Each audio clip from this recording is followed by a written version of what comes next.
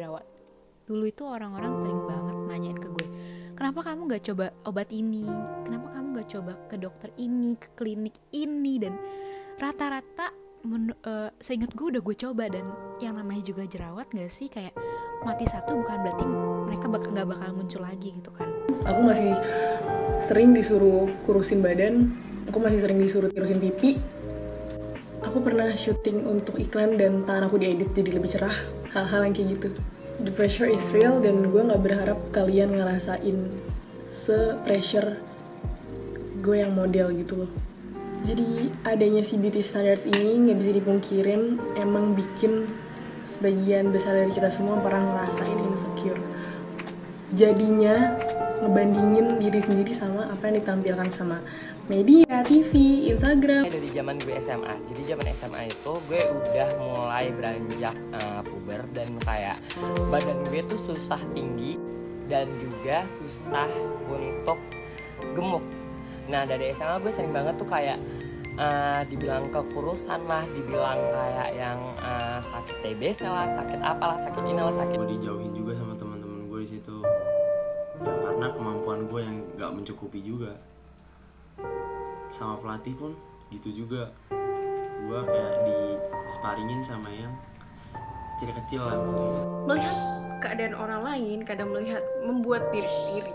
Ketika melihat seseorang yang mendapat bintang kelas atau menjuarai suatu perlombaan, membuat aku merasa menyalahkan diriku sendiri.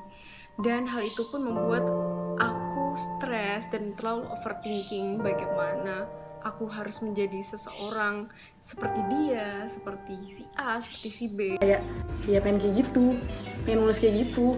Ih cantik banget, tinggi kayak gitu, bagus banget badannya. Stop dari sekarang. Dan berhenti melihat orang lain sebagai patokan untuk diri kita sendiri.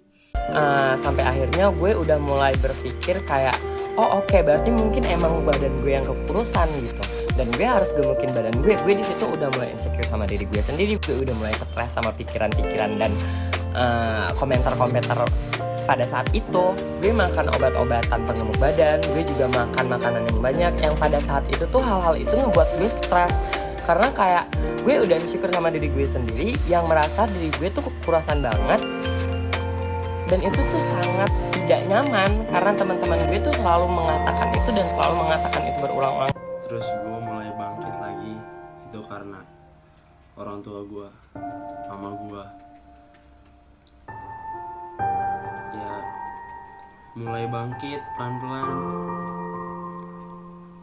Dalam sampai satu ketika gue ketemu sama anak klub besar yang dulu pernah nyakitin gue itu. Gue bisa ngalahin dia, itu kayak kepuasan gue sih sebenarnya. Di situ gue mulai bangkit lagi, gue merasa gue bisa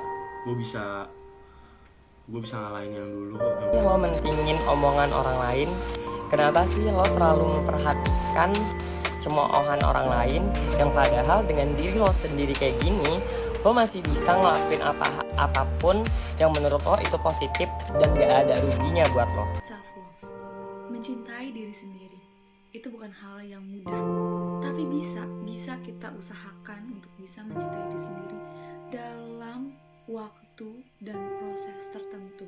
Karena setiap orang itu berbeda-beda dan setiap orang itu punya prosesnya masing-masing untuk tahap mencintai diri sendiri. Dan yang perlu kita ketahui, insecure itu ada dalam alam bawah sadar kita sendiri dan kita tidak bisa menghindari itulah gitu untuk melihat kekurangan kita sendiri. Nah, kalau kalian nanya aku punya rasa insecure atau enggak, jawabannya punya.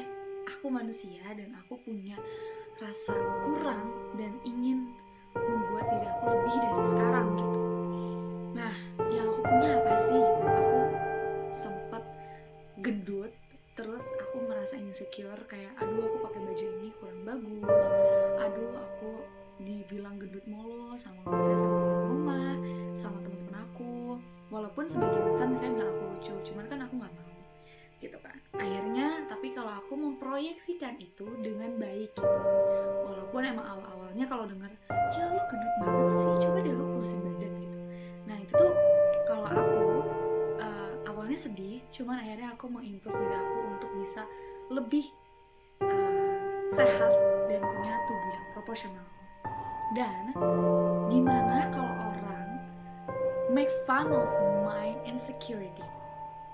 Ada ini terakhir yang aku rasakan di saat aku sudah sekecil ini. Menurut aku udah cukup kecil badannya, dan ada yang bilang, aduh iya nih Sasha tuh gendut. Dan aku cuma bisa, ya aku harus apa lagi?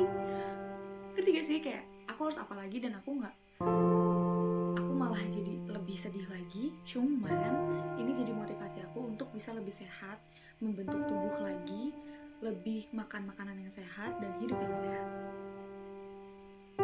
Kita mau ngeledek orang atau mau ngejailin atau cuma sekedar bicara, dipikirkan lagi, karena kita nggak tahu isi hati orang seperti apa, dan kita nggak tahu setelah kita ngomong itu orang itu bakal merespon apa gitu. Yang bisa kita kontrol adalah diri kita sendiri. Sama juga sama orang yang punya insecure. Yang bisa kontrol insecure kita adalah diri kita sendiri. Apakah kita memproyeksikannya ke dalam hal yang positif atau ke dalam hal yang negatif? Itu pilihan kalian, tapi itu ada di alam bawah sadar kita. So, kalau ada yang nanya, di mana sih cara pede atau cara mencintai diri sendiri? Belinya di mana? Belinya di mana? Your mind, your heart, and your soul. Kalau kita selama ini bisa menjadi teman baik bagi orang tercinta di sekitar kita, mengapa tidak melatih diri untuk menjadi teman terbaik untuk diri sendiri? Ketika kita mencintai diri, kita lebih bisa menerima kekurangan dan kelebihan kita. Punya welas asih terhadap diri sendiri.